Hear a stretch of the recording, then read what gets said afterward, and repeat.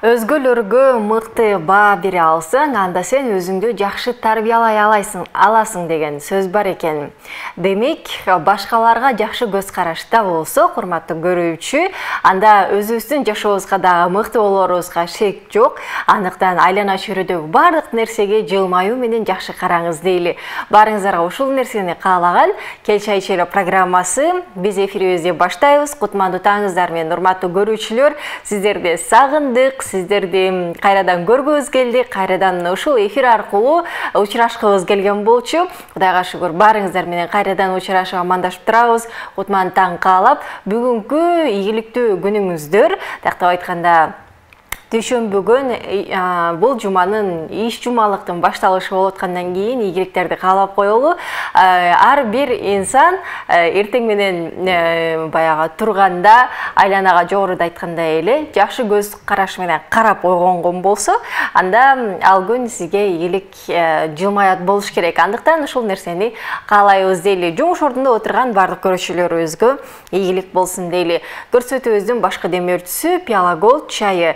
Белек берүү биздин салтыбыз деген ураан менен 1 ноябрдан баштап декабрдын аягына чейин созула турган Пиала Голд компаниясынын масштабдуу лотереясы ойнотулат. Сиз болгону Пиала Голд чайынын акциялык товарын сатып алып, Пиала Кейчи сайтына же Пиала Кейчи ботуна катталууңуз жана пачканы сканерлөөңүз керек. Күн сайын ар бир катышуучу 5тен ашпаган сканды жүргүзө алат. Сиздерди күнүмдүк билеттер жана ар жума сайын 200 000 сомдук зер буюму баш байгеси күтөт. Сен демдечи? Жок, өзүңүз эле демдеңизчи, сиздики даамдуу чыгат. Маселе чайды туура тандоодо. Пиала Голд, даамы бай, түсү керемет, чайдын алтын стандарты. Эми өзүбүз отуруп чай ичели. Пиала Голд, түсү алтын, даамы күчтүү. Пиала Голд чайын сатып ал, таңгакты скандап, жакындарыңа баалуу белектерди утуп ал. Леме, бул учурларда биздин студиябызга келген коногубуз бар, урматтуу көрүүчүлөр. Сиздерге тааныштырып өтөлү. Ырчы, вокалист Анарбек Сүйүндүков бизде конокто. Кош келиңиз. Сау болуңуз. Кутман таңыңыз менен эл журт менен амандашып алсаңыз болот. Сау болуңуздарбы? Кандайсыздар? Үшүбөй элесиздерби? Анайыңыздар жакшыбы? Өзүңүз кандайсыз, үшүбөй элесизби? Жакшы, жок, үшүгөн жокмун. Үшүгөн жоксуз. Кош келиңиз дейли. Комузуңузду көтөрүп алып келип калыптырсыз. Азыр алдыңкы мүнөттөрдө урматтуу көрүүчүлөр жакшы ырлар болот, маек болот. Эгерде сиз тарапта дагы суроолор болсо, бизге жибериңиз 0508 400 100 номери аркылуу жиберсеңиздер болот. Келиңиз, анда маекти мындай баштагым келип атат. Негизи ушул аба ырайы таасир этеби сизге дагы баягы манай чөгүп, жолсо тескеринче илхом келип, жолсо же ар кандай баягы таасир этет го ар бир адамга. Сизде кандай болот? Погодадан жаан жаганда бир аз таасир берет. Кандай болосуз? Жаан жаганда бир аз көңүл көтөрүлүп, тескеринче көңүл көтөрүлөт, ырдагым келип, ары бир баскым келип. Ушундай болуп калат. Ысыкта, суукта анчалык эле нерсе болбойт да. Погодадан эмес, кечкисин башталат. Кечкисин илхом келип баштайт. Кечкисин башталат. Күндүз ошо жаан жаган учурларда көп мындай бир нерселерди ойлонуп, идеялар келип, ырдагың келип, үнүң ачылып өзүнөн өзү элечи. Ушундай болот да менде. Негизи ырчылар айтып кат го, эртең менен көп ырдагыбыз келбейт, үнүбүз ачылбайт деп. Ошол чынбы? Эртең менде да болгон, андай саат 7-де, 8-де башталган программалар болот го. Ошолорго барып, үнүм ачылбай, кырылдап, эптеп ырдап анан ар ким өзүм кийин укканда өзүмө жаккан эмес да. Үнүм кырылдап, жакшы чыкпай. Жакшы, сизди жогоруда вокалист деп тааныштырдым. Ушул Instagram баракчаңызда ушундай жазылган экен да. Анан вокал жөнүндө сөз кылгым келип атат. Негизи азыр баягы кээ бирөө сабак алат, албай ырдап чыккандар көп болуп атпайбы? Ырчылардан сырткары кавер аткаруучулар дегендей. Алардын баягы ырдап атканын угуп эле сырттан байкай берсеңиз керек, бул кандай ырдап атат, баа берип дегендей. Ырчылардыкы кээ бир ырчылардыкы тубаса үнү бар болот. Үнү тубаса коюлган жакшы болот. Ал баягы биздин жеңилирээк ырлардан билинбейт, бирок мындай көлөмдүүрөөк чыгарма ырдаса окуганы же окубаганы билинип калат да. Дароо билинет. Билинет. Бирок окубай эле аябай жакшы ырдагандар бар да. Негизи сунушта айтып билеңиз, бардыгы эле мындай ырдайм дегендердин бардыгын эле вокалдан сабак алыш керек деп. Эгер баягы профессионалдуу түрдө ырдайм десе, анда окуш керек болуп калат. Барго жумушунан тышкары ырдап койгончу. Аларга мындай курска барып 1-2 ай окуп койсо болот деп ойлойм да. Негизи 1-2 ай жетиштүү да, ырдап бүткөнгө же көп эле убакыт керекпи? Келип туруш керек. 1-2 ай келип, анда санда келип, үн текшерип, распевка кылып, ошентип турса болот. Жакшы.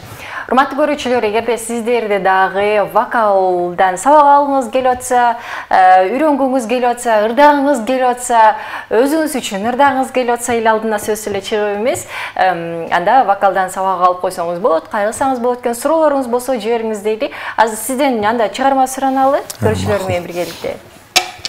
Кандай чыгарма аткарып бересиз бизге?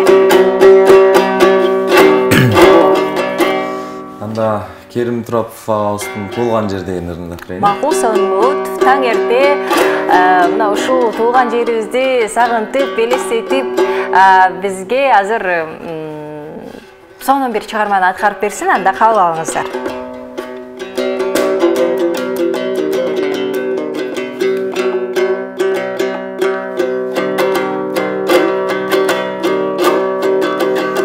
Кылымдардан кылым артып,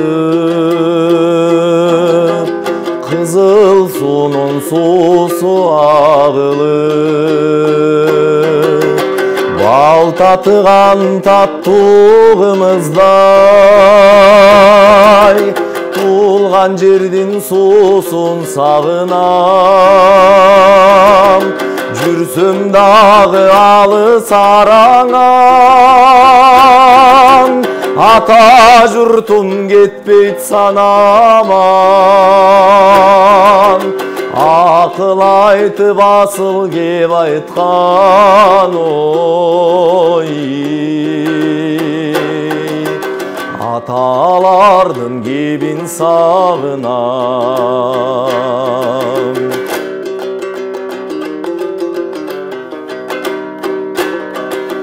Сарой менен көгөй тоосунан, бүркүт шаңшып бүкүк сайраган, ышкын тери басказоосунан, жүргөн күнүм эстеп сагынам. Жылаң айлак шырпык ат минип, жылгалардан тунук су кечип, балтырымды тилип караган ой, балалыгым эстеп сагынам.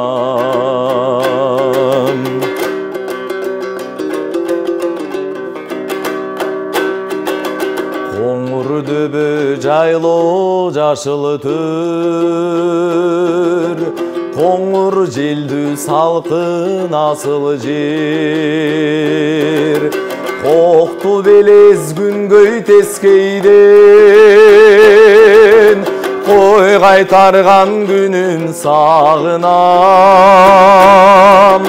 Түндүгүнөн түтүн булатып, апам жапкан нанды сагынам. Үйүр жылкы айдаган ой, атам конгон журтту сагынам. Ай,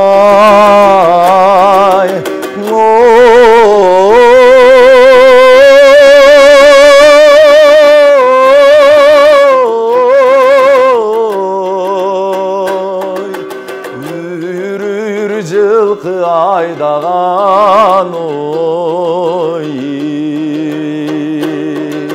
атам конгон журтту сагынам. Апам жапкан нанды сагынам.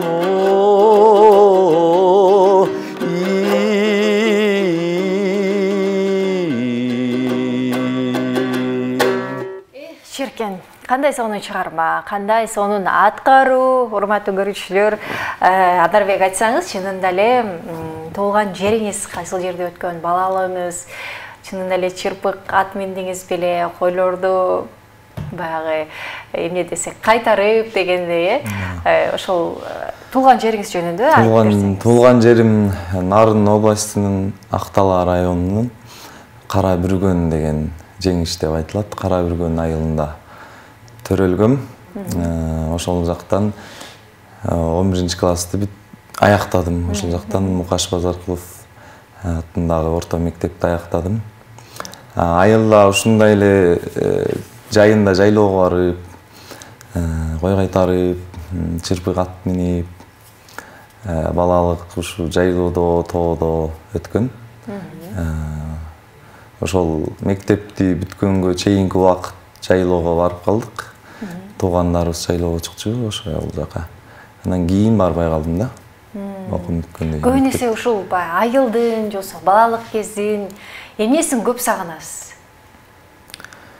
Балалык кездин сагынганын, ойноп, эч нерсе менен ишиң жок, жыргап жүрө берген ошол болсо керек. Балалык эле сонун экен, эч ойлонбой эле. Бурсак тойсо болду. Досторго барып ойномой. Ошол эле болчу, меники ойномой болчу. Балалык кезимди сагынсам, ошо тоодо жүргөн кездеримди сагынам. Канча бир туугансыз? Жалгыз бир өзүм бир эле жалгыз бир тууган. Көп ойнотуп турбайсызбы? Эркелетүү, бар ойной берсең, өзүбүз эле кылабыз деп, үйлөгүлөрдүн бардыгы. Мына ушундай сонун бир эскерүүлөр болот, балалыкты негизи сагынып, ошол кезде эстесең, бир башка бир дүйнөгө барып келгендей эле сезилет. Урматтуу көрүүчүлөр, баардыгыңыздарга, өзүңүздөрдүн балаңыздарга таттуу, жакшы балалыкты өткөрүп бериңиздер дейли. Ал эми эгерде сиздер тарапта суроолор болсо, жогоруда биздин номерлерге жиберсеңиз болот. Азыр бир канча көз ирмемден кийин келген коногубуз дагы сиздерге суроо берет, жооп берип, бизден белек алганга аракет кылыңыз дейли. Азыр бир аздан кийин көрүшөбүз, эч кайда алыстабаңыздар.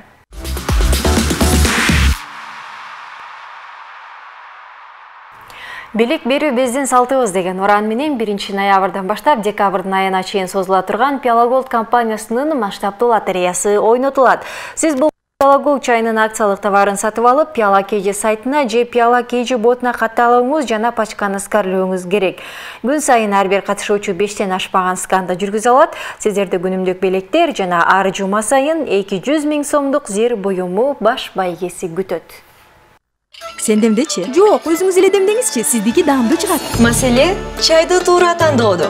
Пиала Голд даамы бай, түсү керемет, чайдын алтын стандарты.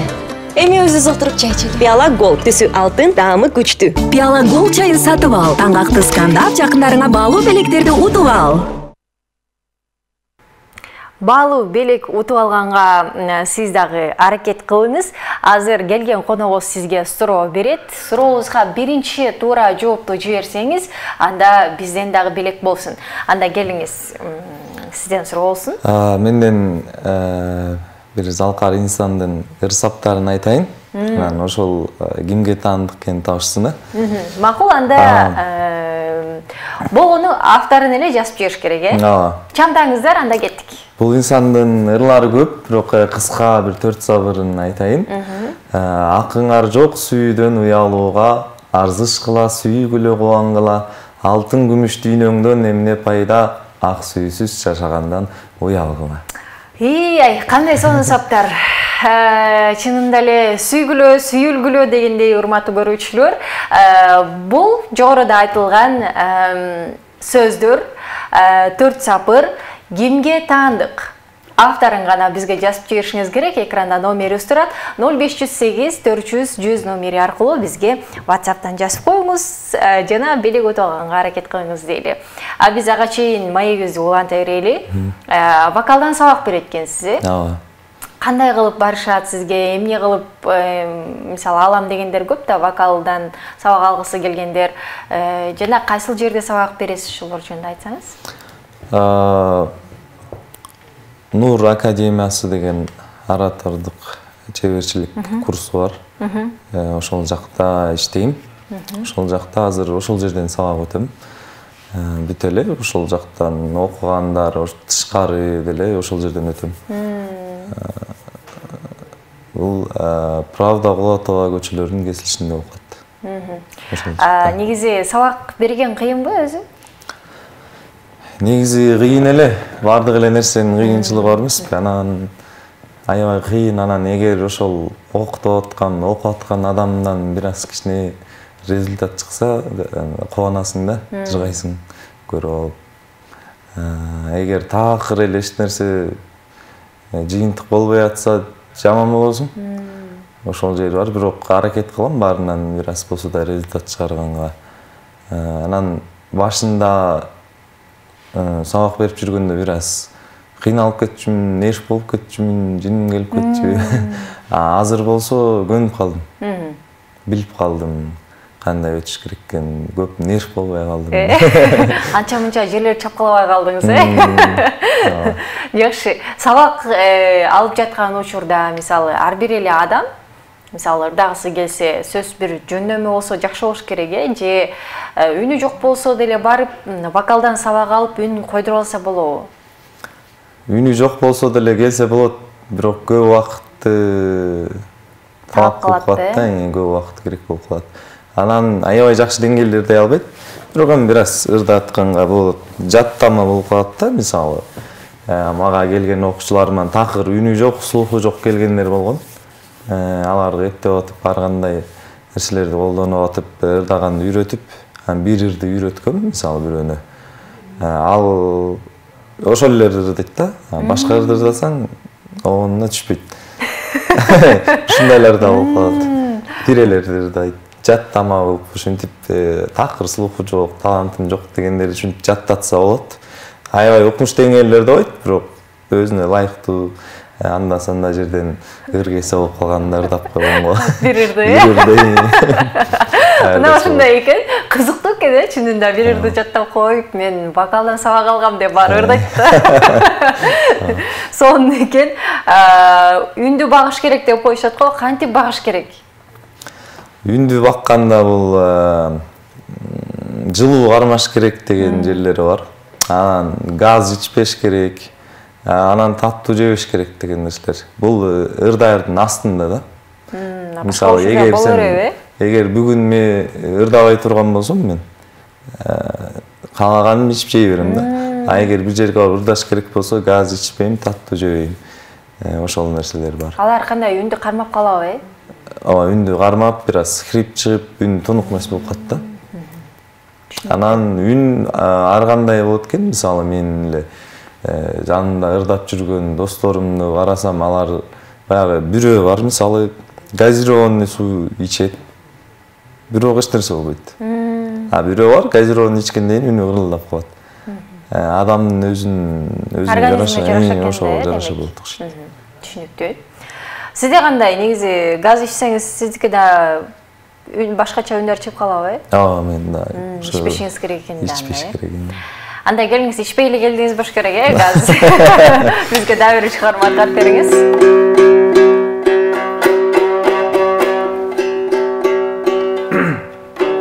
Халмурат Рысқыловдун «Издеп келем» деген бир жакшы ырды.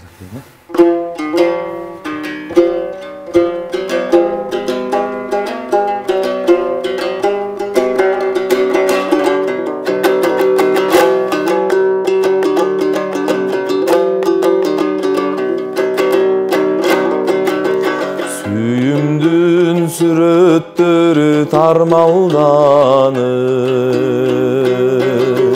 жашыган жан дүйнөмдү дүлүктүрөт, жайнаган эки көзүң балбыл жанып, талпынып колун сунуп кыт-кыт күлөт, жайнаган эки көзүң балбыл жанып, талпынып колун сунуп кыт-кыт күлүп.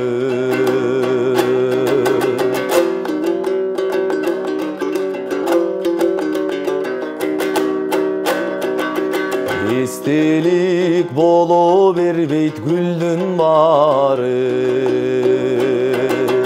кыздарга кызылдар нирге берем. Sen üçün сыздап жүрүп ыр жаратып, өзүңдү тереңдиктен издеп келем.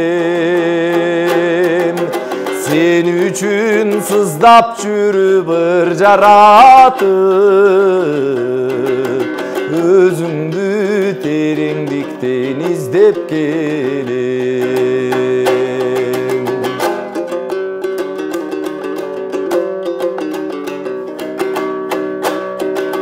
Чыркырап чокту баскан наристедей, чыңырат сезимдерим чыдай албай. Сүйүмдүн формуласы өзүң болуп, кыйналдым сени туура чыгара албай. Suyumdün formulası özüm bolup, kıynaldım seni tura çıgar albay. Kıynaldım seni tura çıgar albay. Мыкты экен. Чындан да мен бул учурга чейин уккан эмес окшойм. Бул чыгарманы кимдин чыгармасы дедиңиз? Калмурат Рыскулов деген агабыздын чыгармасы. Аталышы кандай эле?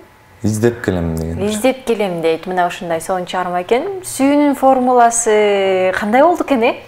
Сүйүүнүн формуласы кандай болду экен?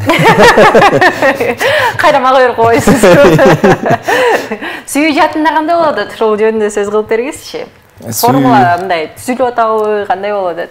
Жок, мага азыр ошол сүйүү келбей атат. Келбей атабы, э? Келбей атат. Каякта жүрөт болду экен, э? Каякта жүрөт болду экен. Деги эле сүйүү деп эмнени түшүнөсүз? Сүйүү деген бул өзүңдүн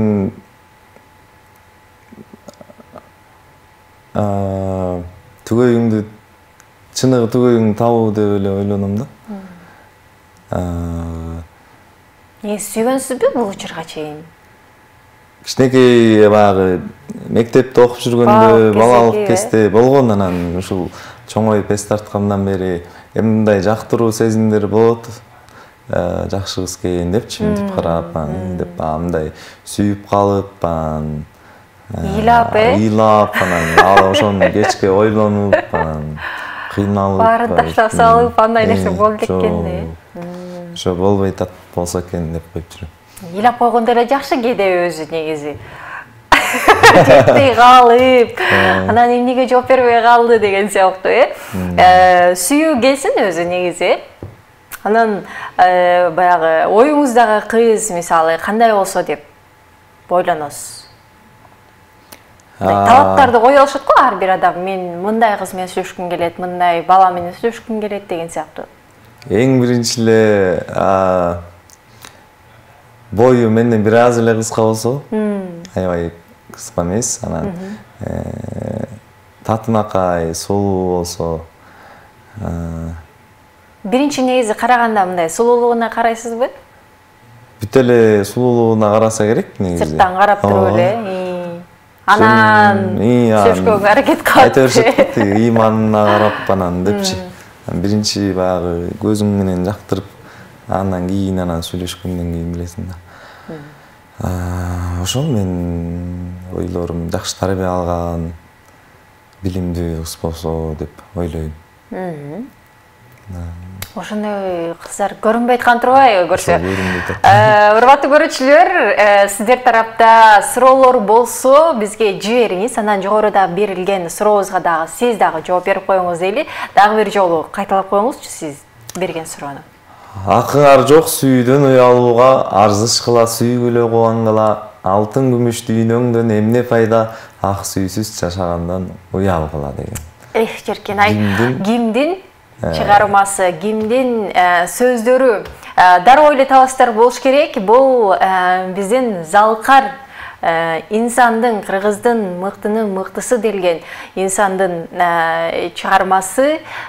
Бизге жоопторду жазганды унутпаңыз. Ким биринчи туура жооп берсе, биз дароо 101дик салып берели. Андыктан чамдаңыздар жана ийгиликтерди каалайлы дейли. Ал эми азыр биз, урматтуу көрүүчүлөр, бир канча убакыттан кийин кайрадан көрүшөбүз. Жалпы көрүүчүлөрүбүз менен бирге боло турган болсо, жакшы бир музыкалык чыгарма дагы да болсо, арнайы чын жүрөктөн кабыл алыңыздар.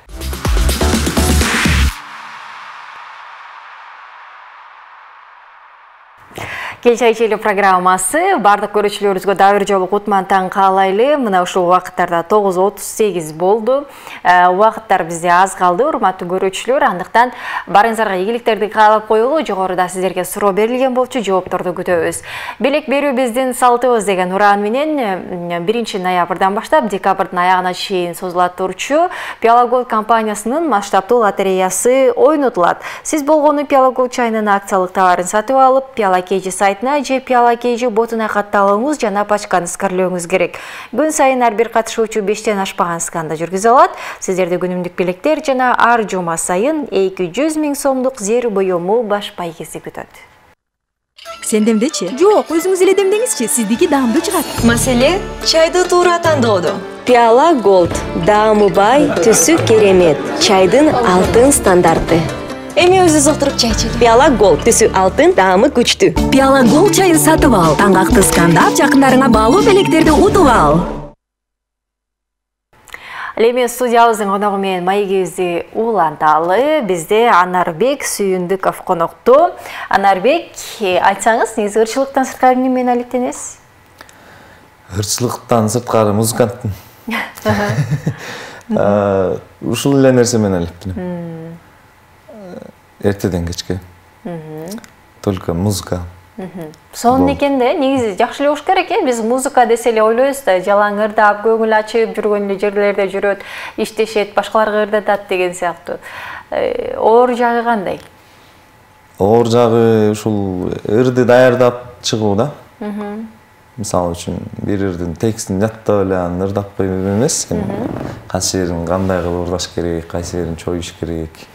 Өзүнүн ыкмалары бар, ошолорду көбүрөөк иштеш керек. Ырдап көбүнчөсү тааныштарым айта берет. Сен жыргап барып тойлорго ырдап эле акча таа бересиң деп. Ошого баргыча чейин көп нерселер, кыйынчылыктар бар. Тойго ырдап койгон жакшы негизи, э? Жакшы жери да эң бир жакшы эле жери, э? Жакшы жер о. Анан өзгөчө акча алып аткан жери, э?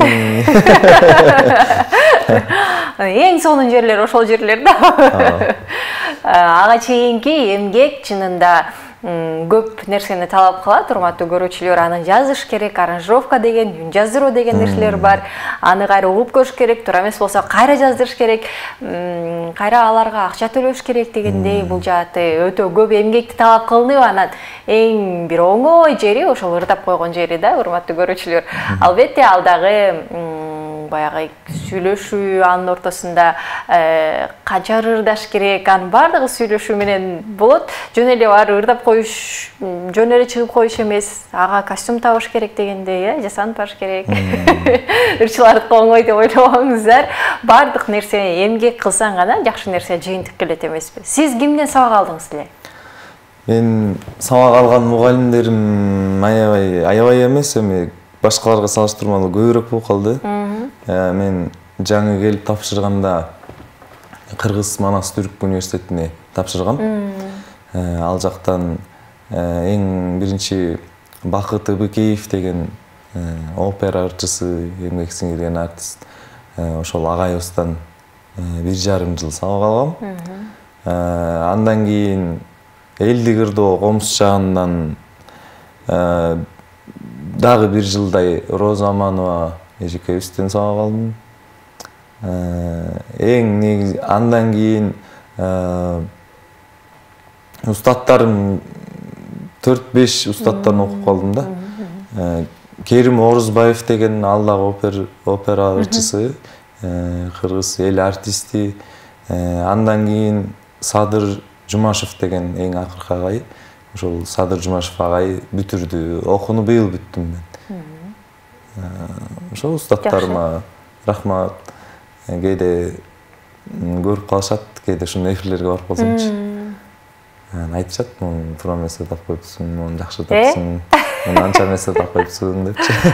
Биз чыргап эле угуп отурабыз, бирок кандай ырдалып атканын билбейбиз да. Албетте устаттар бардыгын байкап отурса керек. Анан алардын айткан баягы сөздөрүнө кандай кабыл аласыз негизи? Мен мугалимдердин сөзүн аябай туура кабыл алам. Ошону оңдогонго аракет кылам. Ал жөн эле айтпайт да. Ал жөнөкөй дагы кишилер эмес, эл артисттер, чоң эл аралык деңгээлде ырчылар деп айтсам деле болот да. Жакшы. Келиңиз, анда бизде убакыттар аз калды. Сизден дагы бир чыгарма сураналы. Айткарып бересизби?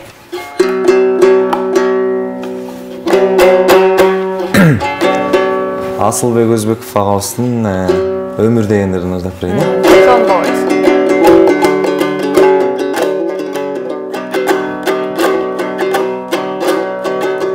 Өмүр деген кып-кызыл гүл жайнаган, өмүр деген булбул бакта сайраган. Өмүр барда өкүнбөстөн ойноп гүл, өмүр өтсө жаралбайбыз кайрадан. Өмүр барда өкүнбөстөн ойноп гүл, өмүр өтсө жаралбайбыз кайрадан.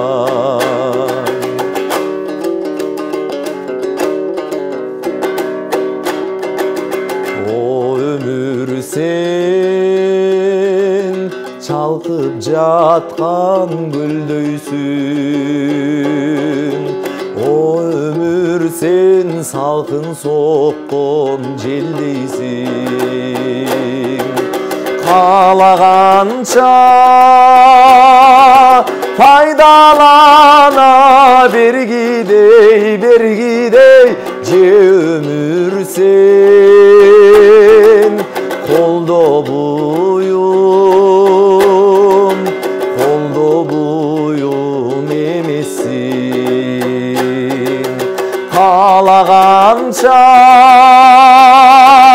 пайдалана бергидей, же өмүр сен колдо буюм эмессиң.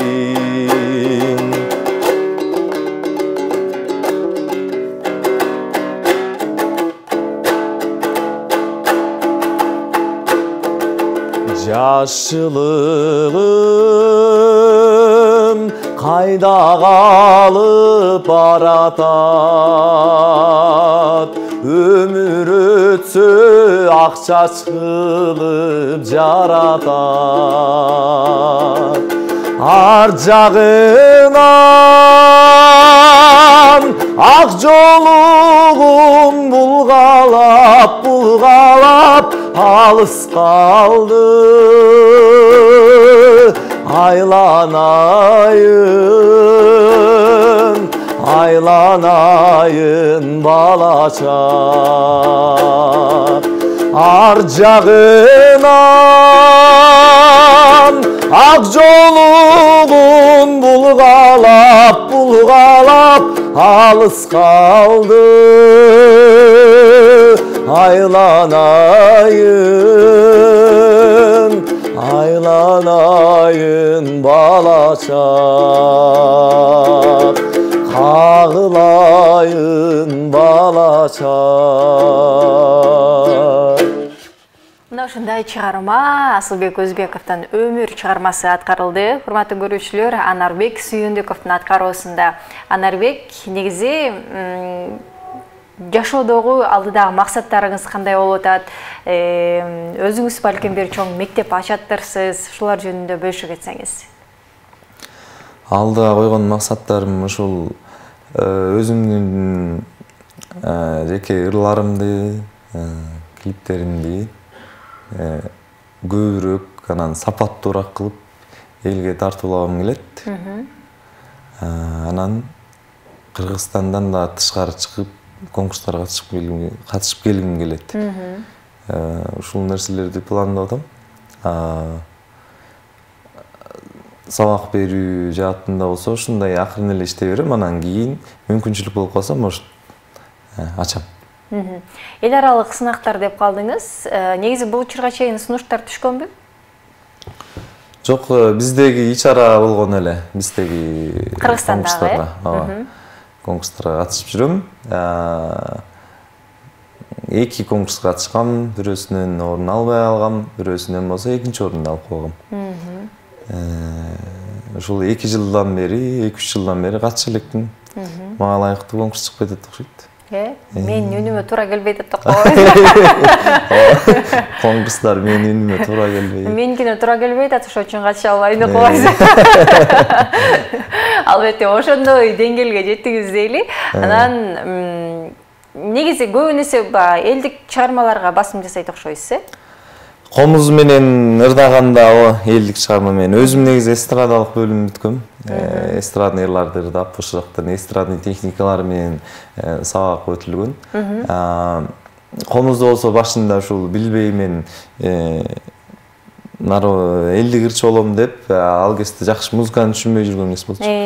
Ошондо комузга тапшырып, анан дастандарды айтып ушундай болуп жүргөм да, өзүм ырчы болгум келчү. Анан ошол убакта комузду үйрөнүп калгам. Анан эфирлерге ушу комузумду көтөрүп алып келем. Анан комуз менен ырдаганда комуздун коштоосунда элдик ырларды ошол манерада ошол элдик ырдоо техникаларын кошуп ырдаш керек. То эстрадный кылып же академический оперный кылып ырдасаң окшошпой калат да. Ошол. Түшүнүктүү. Мына ушундай. Анда жогорудагы сиздин берген сурооңузга жооптор келиптир. Биринчи эле туура жоопту жазган Элмирбек Иманалиевдин ыры деп 27-16 менен бүткөн абонент жазыптыр. Туура, Туура. Туура, анда сизди чын жүрөктөн куттуктайбыз. Сизге 101 дейли. Акбар Кубанычбеков деп жазыптыр. Дагы бирөө тилекке каршы былтыр эмес. Элмирбек Иманалиев деп жазгандардын саны көп экен. Анда Анарбек, сизге ыраазычылык билдиребиз. Келгендигиңиз үчүн дайыма чыгармачылык ийгилик каалайбыз. Бул сизден белекке болсун, бизден белекке болсун. Барып чай ичип коюңуз, Урматтуу көрүүчүлөр, сиздер менен коштошпойбуз. Болгону кийинки эфирден көрүшкөнчө амандыкта болуңуздар.